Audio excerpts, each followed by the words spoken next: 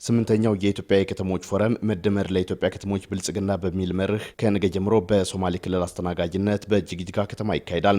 ፎረሙ በተሳካ ሁኔታ እንዲካሄድም ቀደም ሲል ዘርፈ ብዙ ስራዎች ሲሰሩ መቆየታቸውንና የተከናወኑ የቅድመ ዝግጅት ስራዎችም ስኬታማ መሆናቸውን የከተማ ልማትና ኮንስትራክሽን ሚኒስቴር አስታውቋል። በፎረሙ ዋዜማ ላይ የፌዴሪ ከተማ ልማትና ኮንስትራክሽን ሚኒስትር ዴኤታው አቶ ካሳሁን ጎፌ በሰጡት መግለጫ በዓሉ የታለመለትን ግብ እንዲመታ የተከናወኑ የቅድመ ዝግጅት ስራዎች ውጤታማ መሆናቸውን አስረድተዋል።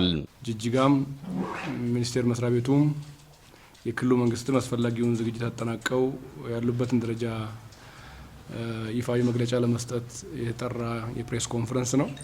የተዘጋጁት ከተሞች ረጅም ርቀት መሆኑ ጅጅጋ ሳይገድባቸው ማዕከል ላይ ያለ ቦታ መሆኑ ምንም ሳይመስላቸው ከተሞቹ ዘልቀው መጥተዋል። ከሁሉም የሀገራችን ክልሎችና ማዕዘናት ኢትዮጵያ ከተሞች ዛሬ ጅጅጋ ላይ ከተመዋል። እንግዶቻችን በታሰበው መልኩ ገብቶልናል። ፎረሙ በተሳካ መልኩ ነው ቅድመ ሁኔታው የተጠናቀቀው። በዛሬው ዕለት ሁሉም የሚባሉት የተመዘገቡት ከተሞች ገብተው ኤግዚቢሽን የሚያቀርቡበትን ድንኳን በመረከብ ላይ ይገኛሉ።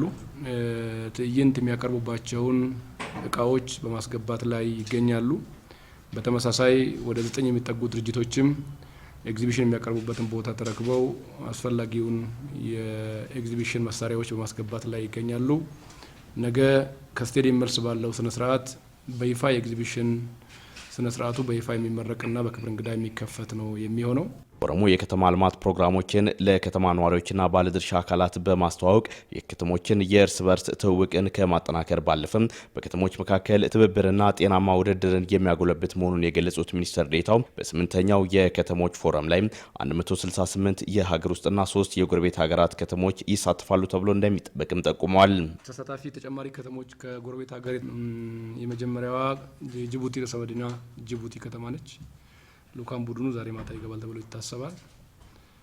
የሶማሊላንድ ከተሞች የበርበራና የሀርጌሳ ከተሞች በተመሳሳይ መልኩ የሚሳተፉ ነው የሚሆነው። በፎረሙ የተለየ ነገር ምንድነው የተባለው? የተለየ ነገር አንዱ ለመጀመሪያ ጊዜ ነው የጎረቤት ሀገራት ከተሞች የተሳተፉት።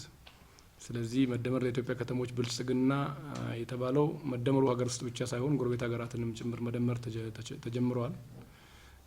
ይሄኛው ዩኒክ ፊቸሩ ነው የዚህ ዘንድሮ የስምንተኛው የኢትዮጵያ ከተሞች ፎረም። በጅግጅጋ ከተማ በሚካሄደው የከተሞች ፎረም የተለያዩ የፓናል ውይይቶችና ኤግዚቢሽኖች የዝግጅቱ አካል መሆናቸውን የገለጹት አቶ ካሳሁን ከሚቀርቡ ጥናታዊ ጽሁፎችም የተሻለ ነገር እንደሚጠበቅ ተናግረዋል። ተሳታፊ ከተሞችም በሳምንቱ ውስጥ ከተሞቻቸውን እንዴት አድርገው አስተዋውቁ በሚለው መስፈርት እንደሚመዘኑና ይህም ከተሞችን ለመመዘንም በፈርጁ ከሚመጥኗቸው ከተሞች ጋር ተመድበው የሚመዘኑ እንደሚሆኑ አስረድተዋል።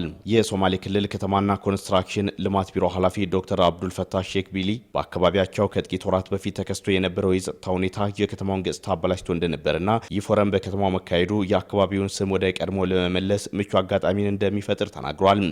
የጅጅጋ ስም ያው ሐምሌ 28 የተከሰተው ነገር በጣም ስማችን አበላሽቶ ስለነበር ሌላው እዚህ መጥቶ ማያውቅ ሰው ያለው ኢሜጅ መጥፎ ነው፣ ጥሩ አይደለም እና ያ ደግሞ ጥቂት ግለሰቦች ስራ ስለነበረ የህዝቡም የኛም በእኛ ፍቃድ ያልተከሰተ ነገር ስለሆነ እኛ ማን የምናወግዘው ነገር ስለሆነ እሱን ለማሳየት ነው እንደ እድል የምንጠቀመው። ከተማው የጸጥታ ሁኔታው የተሻለ ደረጃ ላይ እንደሚገኝ የገለጹት ኃላፊው አሁን ላይ ምንም አይነት የጸጥታ ስጋት እንዳይኖር ከፌዴራልና ከክልሉ የጸጥታ አካላት ጋር ስራዎች ተከናውነዋል ያሉት የጸጥታ ሰዎች ከፌዴራል እስከ ክልል ድረስ በጣም ቀንና ማታ ደከመን ሰለቸን ሳይሉ እየሰሩ ይገኛሉ።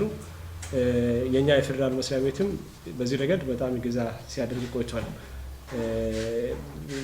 ብሔራዊ መረጃም እንደዚሁ መከላከያም፣ ፌዴራል ፖሊስ፣ ልዩ ፖሊስ እንዳልኳችሁ ሁሉም በጥምረት እየሰራ ነው።